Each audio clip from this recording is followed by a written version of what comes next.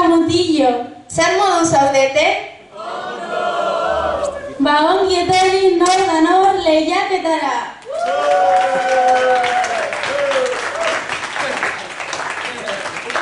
Hemen gure eskumaldean Jon eta Jon daukaguz ataldeko partaideak. Eta ezkerraldean Leire eta Andoni B taldeko lehiakideak. Gaurko programan gai garrantzitsu bat jorratuko dugu, gizon eta emakumezkoen berdintasuna. Lehiaketa amaitzerakoan, sailkapen bat egingo dugu zuen erantzunen arabera. Beraz, eman diezaiogun hasiera gure lehiaketa honi.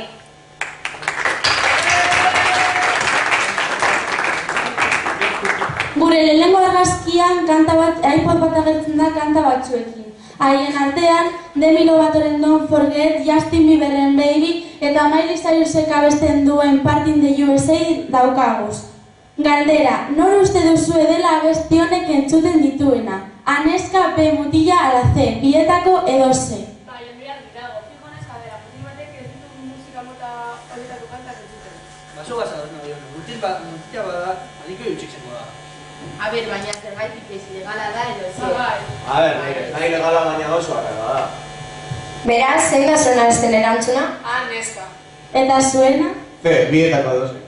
Bueno, badirudi galdera honetan taldeak ez daudela ados. Beraz, A-taldeak neska dela esan dute eta aldiz B-taldeak C dela esan dute. Beraz, dela gure argazki originala.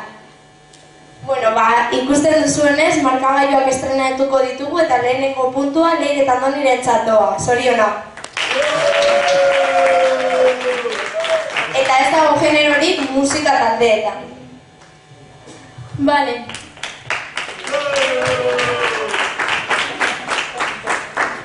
Gure hurrengo argazkian gure izkutuko pertsonaiak zamemesten dagoz atletikeko kamisetagaz. Zer uste duzue direla? Betiko galdera, A, neska, B, mutila, ala C, bietako edo zein. Atletiko kamisetagaz, aldera mutila, eta gainera zamemesten. Eta atletiko neska, zer, dira existitzen da.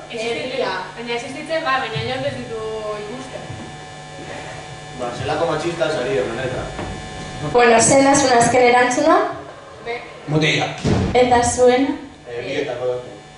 Bueno, ikusten dugunez, euren debatearen ostean ez daude ados, beraz, denbora heldu zaigu gure izkutuko pertsonaien aurpegiak ikusteko, beraz, zer gaitela argazki originala.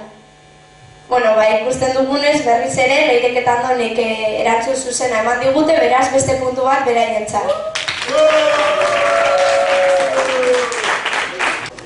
Zar daitela hurrengo argazkia. Bertan kurrikulum bat agertzen da. Bertako pertsona mekanikaria da eta 15 urte daroaz mekanika tailer baten behar egiten. Ez da unibertsitatera joan, baina modulu bat egin du. 40 urte ditu eta ez dago eskonduta. Zuen ondoriak atera, A, neska, B, mutila, ala C, bietako edo zein. Nire ustez biak izan daitezke.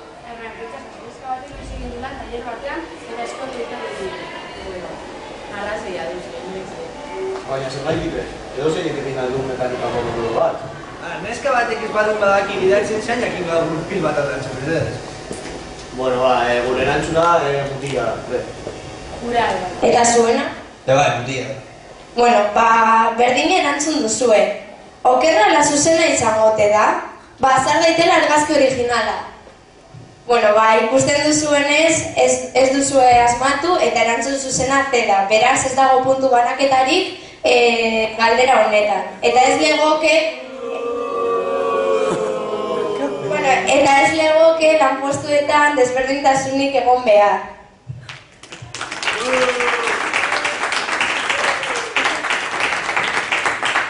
Gure horrengo galderan beste kurrikulum bat daukagu, baina horrengo honetan gure izkutuko pertsonaiak ikasketa honak ditu. DBH eta batxilergoa ikasi ondoren, ingeniaritza aeronautikoako ikasketak egin zituen Bartzelonan. Gaur egun aeronautikako enpresa batetan lanean dabil eta orain dela urte batzuk bere saileko zuzendari hautatu zuten. Zer uste duzue dela? Neska, mutila edo bietako edo zein? Neska bat ez den dugu izan. Enpresa baten lan egin behar badu eta bere semeala bat egin behar baditu, semeala bat egin bertzateke ez etxean bakarrik, beraz amatzaren dago zen, mutila. Ba, nik ez daukat hain arte, Base emakumeak bai euki aldu postu bat, eta pertsonak etxean. Ja, baina ditxaben hauren natikoa, neska batek ez daude, Bida da. Beraz, azken erantzuna? Mutila da. Eta zuena? Ez, Bueno, erantzun zuzena ikusteko prest,